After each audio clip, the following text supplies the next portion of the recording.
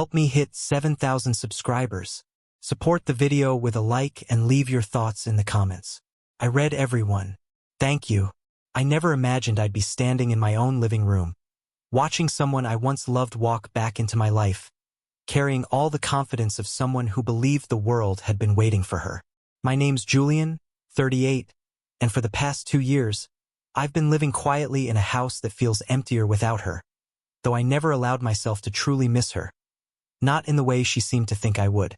My ex-wife, Maribel, had always assumed I was some romantic fool, waiting, counting the days, missing the warmth that used to exist.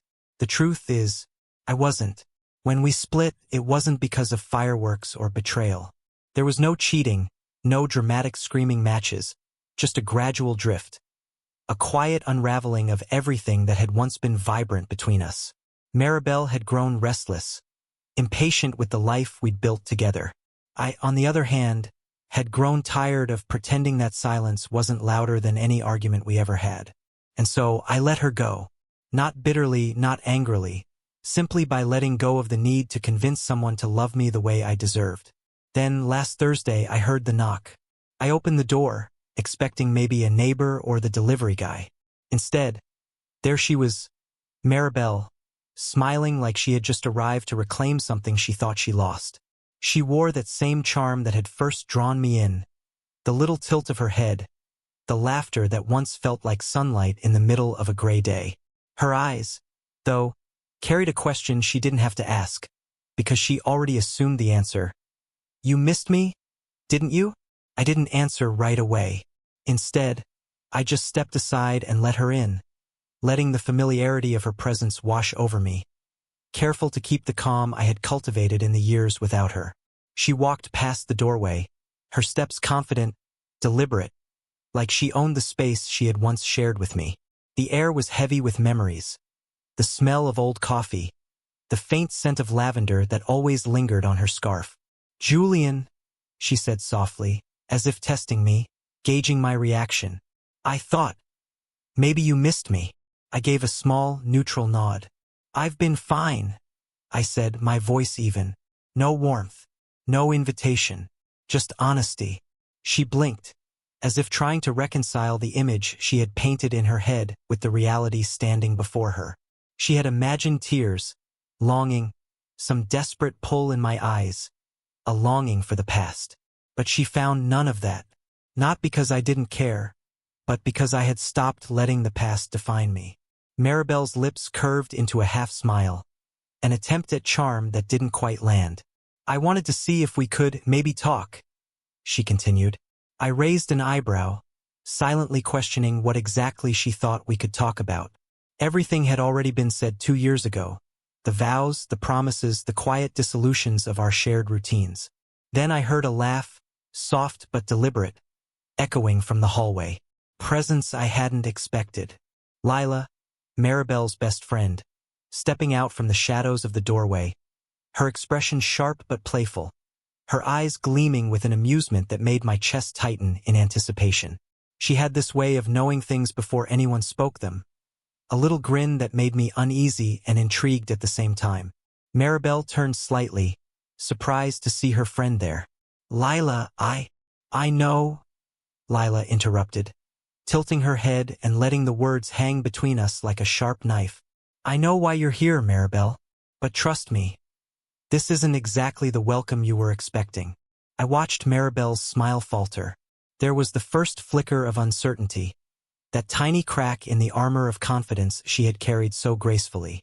And I realized in that moment, as I stood silent, observing the interplay between them, that the story was no longer about her or me. It had shifted entirely. Lila wasn't just a friend. She was a silent guardian of boundaries, a force that would make sure Maribel understood just how misplaced her assumptions were. Maribel glanced at me, eyes wide, searching for a reaction, expecting some flicker of regret or longing. And then, Lila stepped forward, her presence filling the room with quiet authority, and smiled. Not in malice, not in triumph, but in a way that said, without a single word, "Don't even think about it." It was at that moment, standing there in my living room, that I felt the full weight of what had changed. The past 2 years of quiet healing, of reclaiming myself, had built a wall I didn't know would feel so comforting now. Maribel had returned, expecting nostalgia, expecting longing, expecting to find me softened by absence. Instead, she found clarity. She found that I was no longer someone to be assumed upon, no longer someone whose heart could be taken lightly. And in that clarity, I found a quiet, steady strength. Maribel's smile faltered further, a subtle hesitation betraying the confidence she had carried into my living room. She opened her mouth as if to speak, but the words seemed small, insignificant in the presence of Lila's quiet assurance and my calm detachment. The shift in energy was palpable. It was no longer a reunion. It had become a reckoning. I didn't expect you to be so composed, Maribel finally said, her voice faltering between surprise and irritation. I thought you'd be different. I let the silence linger, letting her assumption crumble on its own. There was nothing to explain, nothing to argue. I had no intention of proving her wrong. Instead, I simply said, I've moved on, Maribel. Not because I stopped caring, but because I started respecting myself. Her brow furrowed, and she glanced at Lila, as if seeking backup, some silent support to validate her presence here. But Lila's expression didn't waver. That playful, knowing smile remained, steady and unyielding. She didn't need to speak. Her posture, her eyes, the slight tilt of her head, said everything. Maribel wasn't the one in control anymore. Not here.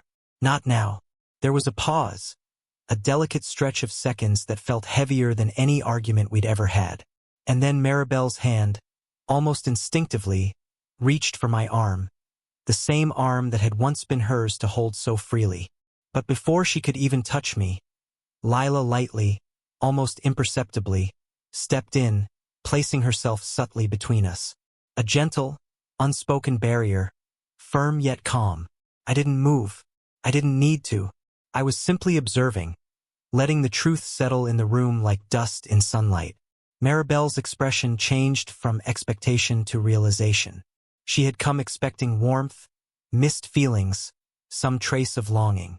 Instead, she found a man who had endured, who had grown, who had built himself quietly, deliberately, while the past faded behind him. I just thought, Maribel started again, voice trembling slightly now, that maybe you missed me, that maybe we could talk about us. I let out a soft, almost imperceptible sigh. The conversation isn't about what you want, Maribel. It's about what's real. She blinked, her confident veneer cracking further.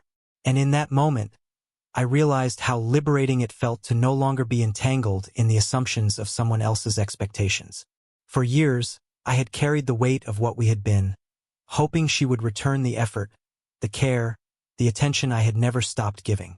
And now, with her standing there, it was clear. She hadn't returned anything, not even an understanding of what had been lost. Lila stepped forward slightly, just enough to draw the line, and smiled again. This time, there was a softness to it, a hint of encouragement. Not for Maribel, but for me. She came back thinking you'd be waiting, Lila said, her voice calm, warm. But you're already gone. In every way that matters. The words hit harder than anything Maribel could have said. And I realized then that I wasn't angry. Not at her. Not at the past. Not at the quiet years we'd spent unraveling. I was free. I was present.